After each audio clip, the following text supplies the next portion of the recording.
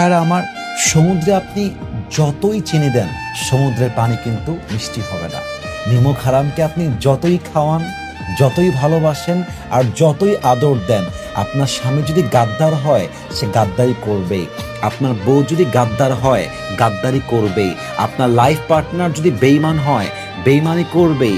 আপনার বন্ধু যদি নিমক হারাম হয়, যতই খাওয়ান, যতই ভালোবাসেন, যতই স্যাক্রিফাইস করেন, যে বেঈমান সে বেঈমানি করবে, সে কোনো ছাড় দিবে না। ঠিক কিনা বলেন?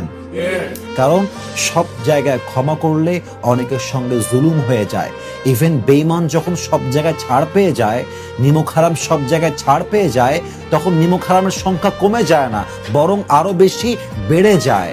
এই জন্য সব জায়গায় ক্ষমা নয়, মাঝে মাঝে দূরত্বটাই সবচেয়ে বেস্ট সলিউশন। মাঝে মাঝে একা বাঁচা উত্তম নিমক হারামের সঙ্গে বাঁচার চাইতে, কারণ লাইফটা একা থাকলে মাঝে মাঝে অনেক সুন্দর যায় নিমক হারামের সঙ্গে থাকার চাইতে। ঠিক কিনা বলেন?